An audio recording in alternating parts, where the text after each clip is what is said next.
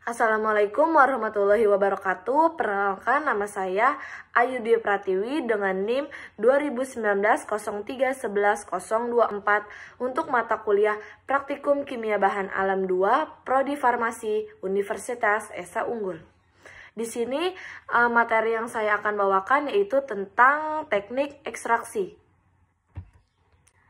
Teknik ekstraksi ini dibagi menjadi dua kelompok besar, yaitu teknik ekstraksi konvensional dan teknik ekstraksi non-konvensional. Salah satu metode yang digunakan dalam teknik ekstraksi konvensional yaitu metode Soclet. Dan salah satu metode yang digunakan dalam teknik ekstraksi non-konvensional yaitu ekstraksi dengan bantuan enzim atau Enzyme Assisted Extraction atau disingkat dengan EAE. Jadi, apa itu ekstraksi? Ekstraksi itu merupakan proses pemisahan senyawa yang berasal dari tumbuhan atau hewan dengan menggunakan metode tertentu sehingga menghasilkan suatu ekstrak, di mana ekstrak ini diperoleh dengan mengekstraksi zat aktif dengan pelarut yang sesuai, kemudian menguapkan hampir seluruh pelarut dan mengolah sisa bahan tadi agar memenuhi standar yang telah ditentukan. Nah, selanjutnya itu teknik ekstraksi konvensional. Salah satu metode yang digunakan yaitu metode Soclet. Jadi, metode Soclet ini merupakan suatu metode atau proses pemisahan suatu komponen yang terdapat dalam zat padat atau ekstrak dengan cara penyaringan berulang-ulang dengan menggunakan pelarut tertentu, sehingga semua komponen yang diinginkan itu akan terisolasi. Nah, di dalam metode Soclet ini terdapat alat yang akan digunakan. Alat yang digunakan itu namanya ekstraktor Soclet. Pada bagian ekstraktor Soclet juga terdapat instrumen-instrumen berdasarkan fungsi-fungsinya. Di sini saya akan bahas pada gambar yang menunjukkan nomor 1. Pada gambar yang menunjukkan nomor 1 ini disebut sebagai kondensor. Kondensor ini memiliki fungsi sebagai pendingin dan juga dia dapat mempercepat proses pengembunan. Lalu pada bagian yang ditunjukkan oleh nomor 2 ini disebut sebagai timbal. Timbal ini berfungsi sebagai wadah untuk sampel yang akan diambil zatnya. Dan yang pada ditunjukkan oleh nomor 3 ini disebut sebagai pipa F. Pipa F ini berfungsi sebagai jalannya uap bagi pelarut yang menguap dari proses penguapan nantinya. Dan yang nomor 4 ini disebut sebagai sifon. Sifon ini berfungsi sebagai perhitungan siklus. Jadi misalnya jika larutan di dalam sifon ini penuh, larutannya itu bakal jatuh ke dalam si labu alas bulat. Nah, kalau misalkan dia dari larutan di dalam sifon penuh lalu masuk ke dalam labu alas bulat, ini disebut sebagai perhitungan satu siklus. Nah, yang nomor 5 ini disebut sebagai labu alas bulat. Labu alas bulat ini berfungsi sebagai wadah bagi sampel dan pelarutnya. Dan yang terakhir, yang nomor 6, ini disebut sebagai hot plate. Hot plate ini berfungsi sebagai pemanas dalam larutan nantinya. Selanjutnya, itu mekanisme kerja metode Soclet. Jadi pada dasarnya itu prinsip kerja metode ekstraksi Soclet ini merupakan metode padat cair yang berkesinambungan dengan menggunakan alat ekstraktor Soclet tadi. Mengapa demikian? Kenapa dia disebut berkesinambungan? Karena ini merupakan proses pemisahan suatu komponen yang terdapat dalam bahan padat dengan cara penyairan berulang dengan pelarut yang sama. Artinya, ketika cairan penyari ini dipanaskan hingga menguap, maka uap cairan penyari ini itu akan terkondensasi menjadi molekul-molekul air oleh pendinginnya itu balik lagi, lalu turun menyari simplisia dalam klongsong yang selanjutnya masuk kembali ke dalam labu alas bulat setelah melewati pipa sifon. Lalu ini ada cara kerja penggunaan alat soklet dalam ekstraksi seperti jurnal yang berjudul Ekstraksi Oleoresin Jahe Gajah atau Zingiber Officinale var Officinarum dengan metode sokletasi. Dalam jurnal tersebut semua alat dan bahan disiapkan. Dalam jurnal ini bahan yang digunakan itu jahe gajah segar, pelarut etanol 96%, dan aquades. Lalu alat-alat yang digunakan dalam jurnal ini yaitu ekstraktor soklet, alat destilasi, oven pengering, mortar dan alu, gelas kimia, labu Erlenmeyer, tabung reaksi, serta buret dan GCMS.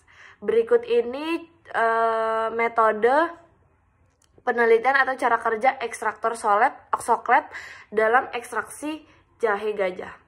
Yang pertama itu cuci rimpang jahe gajah hingga bersih, lalu kupas kulitnya dan potong-potong setebal 1-2 mm. Setelah dipotong-potong, dikeringkan rimpangnya di dalam oven hingga beratnya konstan.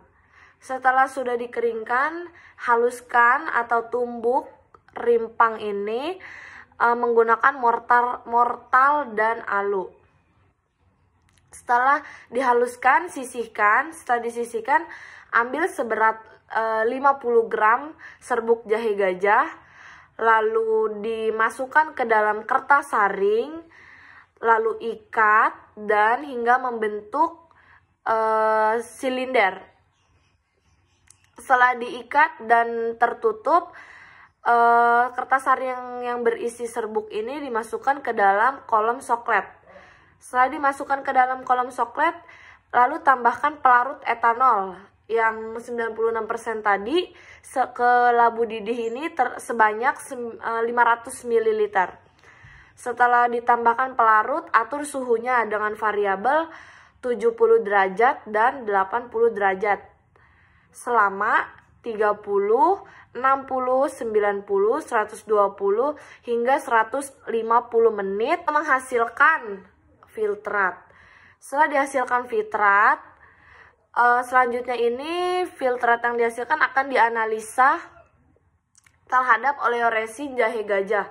Analisa tersebut ada analisa rendemen oleoresin, analisa berat jenis, analisa kelarutan oleoresin dalam etanol, dan analisa kadar oleoresin. Setelah dianalisa terdapat hasil yang didapatkan dari ekstraksi soklet bahwa rendemen tertinggi didapatkan dengan 2,62% dengan waktu 160 menit pada suhu 80 derajat Celcius. Hal ini disebabkan karena semakin lama waktu ekstraksi maka mengakibatkan waktu kontak antara pelarut dan bahan baku semakin lama pula. Lebih dari itu terdapat kelebihan dan kekurangan. Adapun kelebihan dari metode soklet ini, yang pertama itu proses ekstraksi secara kontinu, artinya dia secara berulang-ulang menggunakan pelarut yang sama. Suhu yang digunakan itu cenderung lebih tinggi, lalu membutuhkan jumlah pelarut yang lebih kecil atau lebih sedikit dibandingkan dengan maserasi, dan tidak tergantung pada bagian tanaman yang akan diekstrak. Lalu kekurangan dari metode soklet ini membutuhkan waktu yang cukup lama. Lalu ada biasanya senyawa yang bersifat termolabil ini dapat menyebabkan terdegradasi. Artinya karena si ekstrak yang diperoleh ini terus-menerus berada pada titik didih yang cukup tinggi. Lalu kekurangannya lagi ada tidak adanya batang pengaduk untuk mempercepat proses ekstraksi, sehingga waktu yang dibutuhkan cukup lama. Berikutnya itu ada teknik ekstraksi non-konvensional. Salah satu metode yang digunakan dalam teknik ekstraksi non-konvensional ini yaitu metode enzyme acid extraction atau biasa disingkat dengan EAE. Jadi apa itu EAE? EAE ini merupakan suatu metode atau proses pemisahan untuk mengekstrak suatu senyawa aktif dengan bantuan enzim. Jadi mengapa menggunakan enzim? Karena enzim itu memiliki kemampuan untuk mendegradasi atau mengganggu dinding sel serta membran, sehingga ini memungkinkan untuk pelepasan senyawa aktifnya lebih baik dan lebih efisien. Selanjutnya itu ada mekanisme kerja metode dari berbantu enzim ini. Teknik ekstraksi ini pada umumnya digunakan untuk mengekstraksi minyak yang terdapat di dalam berbagai jenis biji-bijian.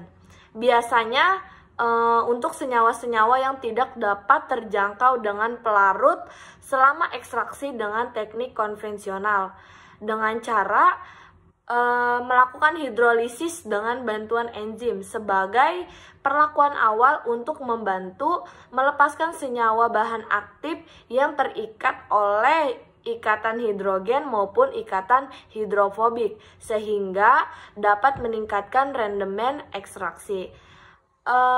Selain itu juga untuk meningkatkan rendemen ekstraksi selama proses ekstraksi itu biasanya dengan penambahan enzim-enzim tertentu seperti enzim selulosa, beta-glukosida, beta-glikonase, alfa-amilase, dan pektinase.